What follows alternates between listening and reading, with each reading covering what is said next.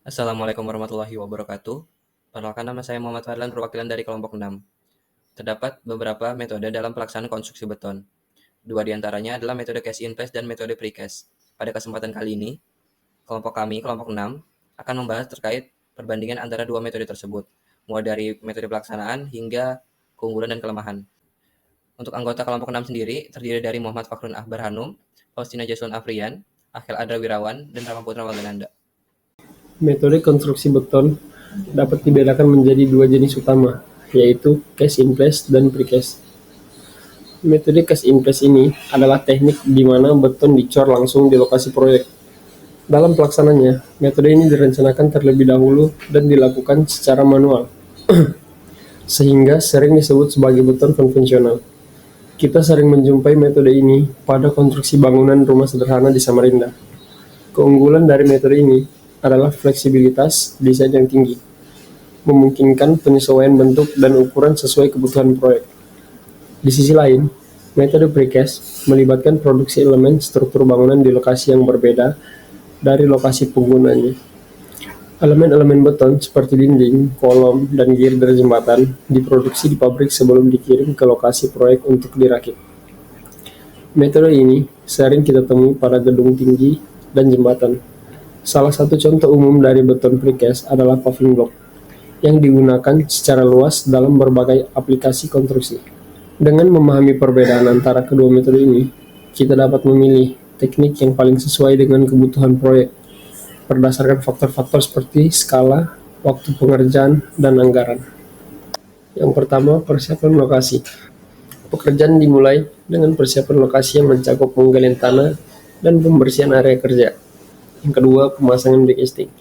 Backcasting atau cetakan dipasang untuk membentuk struktur yang akan dicor. Backcasting ini harus kuat dan tahan terhadap tekanan beton yang akan dituangkan. Yang ketiga, pemasangan tulangan. Setelah backcasting terpasang, tulangan besi atau reinforcement diletakkan sesuai dengan desain struktural untuk mengikat kekuatan beton. Yang keempat, pengecoran beton. Campuran beton yang sudah siap dituangkan ke dalam backcasting. Beton dicampur di lokasi atau dipesan dari pabrik dan diangkut menggunakan truck mixer. Yang kelima, perawatan beton. Setelah pengecoran, beton perlu dirawat untuk memastikan pengerasan yang optimal.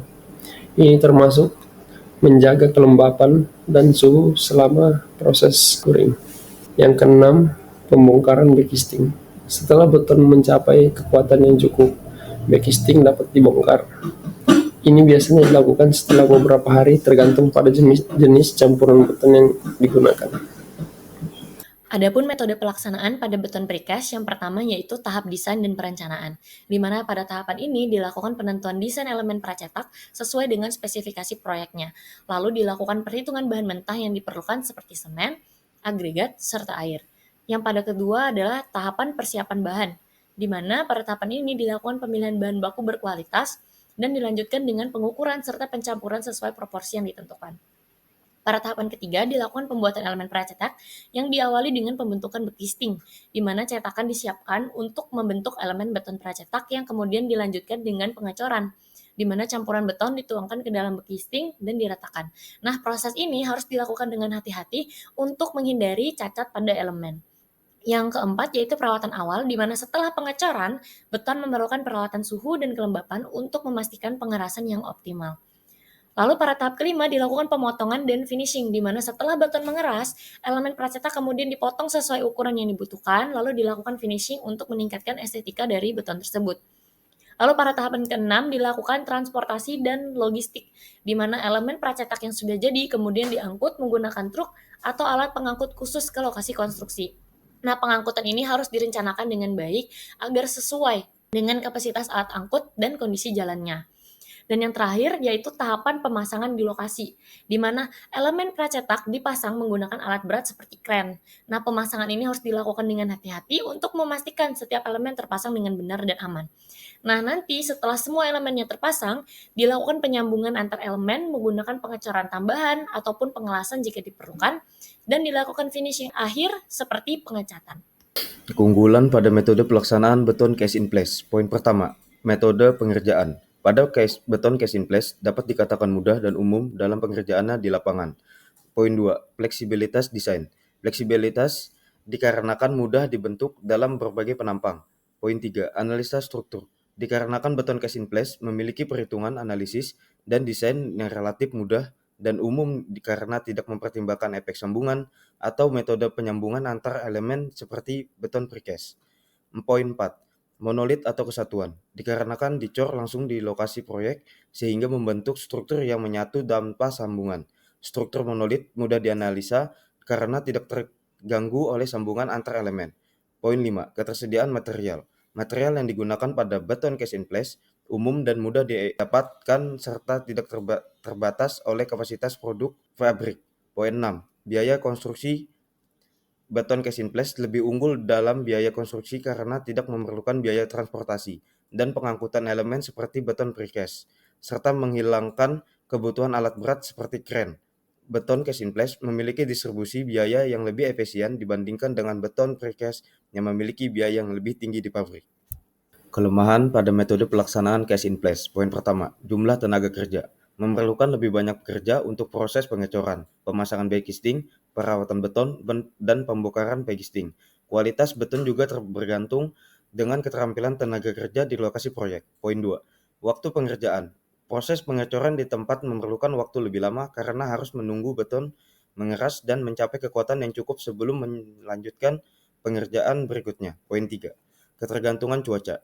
Sangat dipengaruhi oleh kondisi cuaca seperti hujan atau suhu ekstrim yang dapat memperlambat pekerjaan dan mempengaruhi kualitas beton.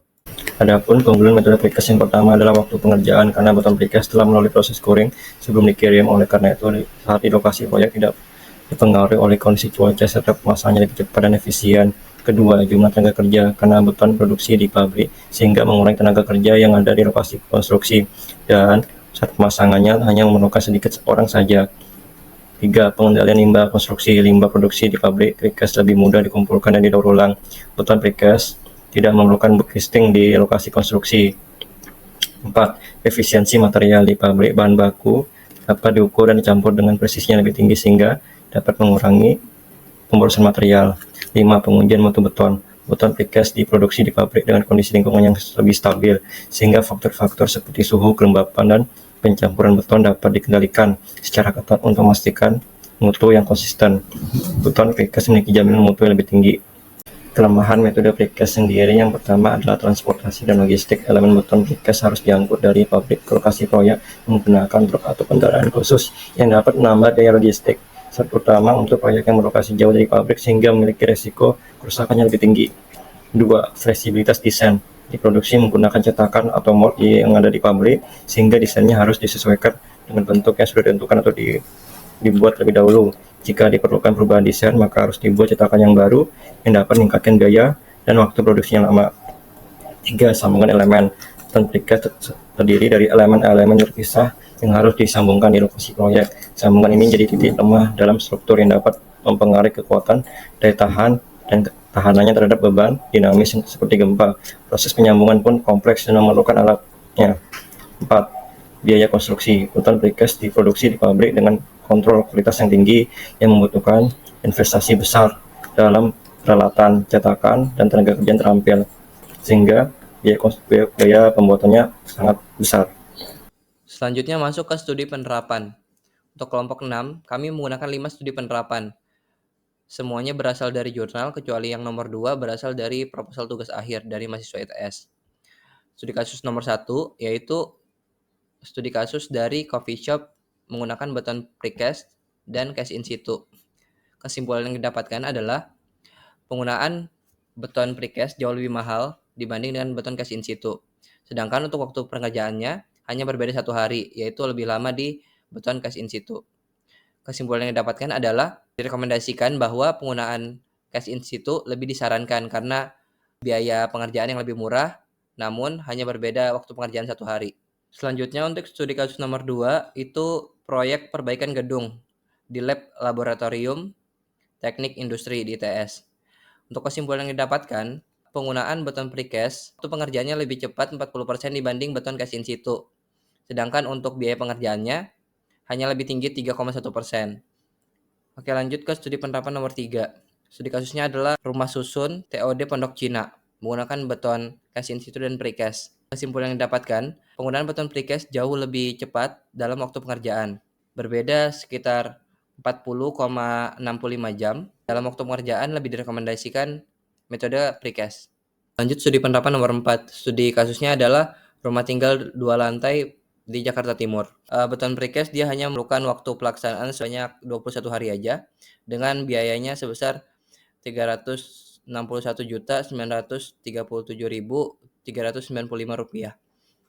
Sedangkan untuk beton konvensional atau beton cast in situ memerlukan waktu sebanyak 78 hari, yang mana itu jauh lebih lama dibanding dengan beton precast. Biaya yang dikeluarkan tidak berbeda jauh, sehingga dapat disimpulkan bahwa dalam studi kasus ini lebih direkomendasikan adalah dengan penggunaan beton precast. Studi kasus nomor 5 yaitu proyek pembangunan rumah susun di Sulawesi Selatan. Kesimpulan dari studi kasus ini adalah pengerjaan beton precast yang jauh lebih cepat, yaitu hanya sebanyak 21 hari, sedangkan untuk beton cast in situ waktu pengerjaannya memerlukan waktu sebanyak 223 hari, yang mana itu jauh lebih lama dibandingkan dengan beton precast. Untuk biayanya sendiri, untuk beton precast memakan biaya sekitar 1,3 miliar, sedangkan untuk beton cast in situ memakan biaya sebanyak 0,9 miliar. Yang dapat disimpulkan bahwa untuk mengefisiensi waktu pengerjaan jauh lebih direkomendasikan penggunaan beton precast. Di antara 5 studi kasus ini, kebanyakan ditinjau dari aspek biaya pengerjaan dan waktu pengerjaan. Adapun kesimpulan yang diperoleh yaitu metode konstruksi beton dengan sistem cast in place itu lebih unggul dalam segi biaya konstruksi, sedangkan metode konstruksi beton dengan sistem precast lebih unggul dalam durasi pengerjaan. Nah, secara keseluruhan, pemilihan antara metode cast in place dan precast harus disesuaikan kembali dengan kondisi spesifik dari proyek tersebut. Adapun beberapa faktor yang harus dipertimbangkan seperti yang pertama, skala proyeknya. Untuk proyek kecil, cast in place mungkin lebih efisien secara biaya. Sementara itu, untuk proyek besar, precast dapat menghemat waktu secara signifikan. Yang kedua, anggaran. Jika anggarannya terbatas, cast in place seringkali menjadi pilihan yang lebih baik. Nah, tapi jika anggaran memungkinkan dan waktu adalah prioritas utamanya, maka precast bisa menjadi pilihan yang lebih optimal. Lalu yang ketiga, ada kondisi lapangannya. Metode cast in place itu memberikan fleksibilitas yang lebih dalam penyesuaian terhadap kondisi lapangan yang tidak standar. Nah, tetapi precast itu sebaliknya, dia memerlukan perencanaan yang lebih matang terkait transportasinya, serta pemasangan elemen-elemen betonnya. Nah, dengan mempertimbangkan semua faktor tadi, keputusan akhir mengenai metode konstruksi beton itu harus diambil berdasarkan analisis menyeluruh terhadap kebutuhan proyek dan sumber daya yang tersedia. Ini adalah penampilan sekilas dari perbedaan antara beton cast in situ atau cast in place dengan beton precast. Jadi untuk beton cast in place dia dicor langsung di lapangan, sedangkan untuk precast dia dicetak di pabrik dan dipasang di lokasi. Ini adalah ilustrasi pemasangan beton precast. Ada pemasangan balok precast dan nanti di atas baloknya dipasang plat lantai atau plat atap yang metodenya sama-sama menggunakan precast.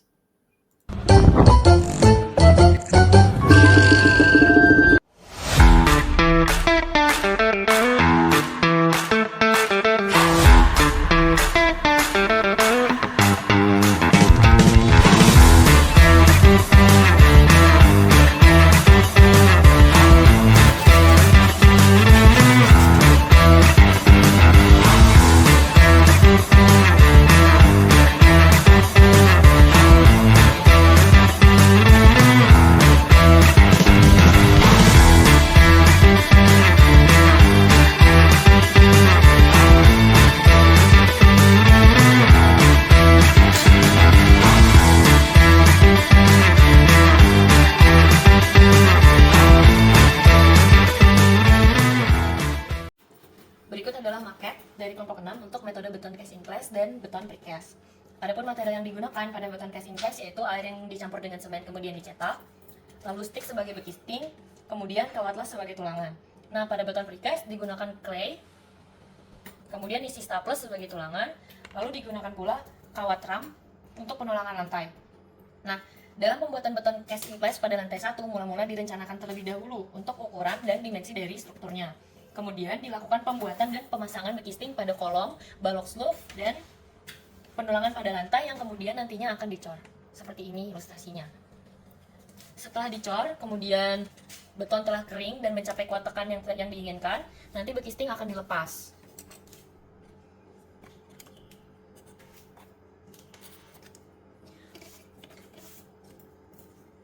Lalu akan jadi seperti ini.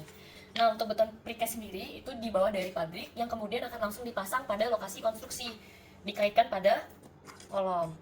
Beton precast ini digunakan sebagai balok. Dikaitkan seperti ini.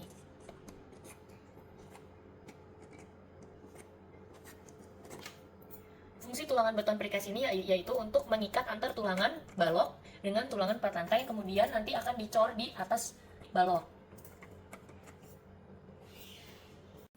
Baik, sekian saja dari kelompok kami. Kami tutup. Wassalamualaikum warahmatullahi wabarakatuh.